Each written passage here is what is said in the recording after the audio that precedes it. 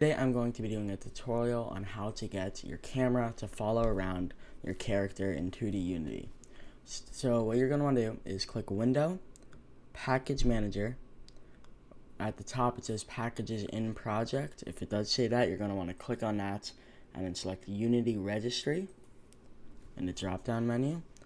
You're going to want to type up in the search bar over here, Cine, C-I-N-E. That will show Cinemechine, which is verified, so you know it's safe. You're going to want to click Install. It will now install to your Unity, so you have to wait for that. Once it installs, you're going to close out of the Package Manager tab. Now that you have Cinemechine, it should create a Cinemechine virtual camera. If not, click on the Cinemechine tab up at the top and click Create Virtual Camera. Under Virtual Camera, the one that was created, you're going to scroll down, follow, you want to click and drag your character into there. So you're going to want to add a confiner, so you're going to click under Extensions, Add Extension, Cinemechine Confiner. You're going to select Confine 2D because you're in a 2D game. Bounding shape, you're going to want to create a new empty game object. From there, you're going to add a polygon collider 2D. Then you're going to click Edit Collider. Click that button. Zoom out, find the location of it. And you're going to choose the location that you want to put it. So for me, I want it to end here. Then at the top,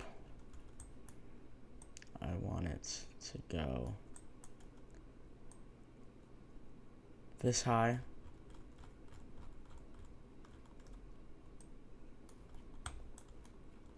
Then I want it, you have 5, so you're going to just put one in the middle there. And I want it to go this far.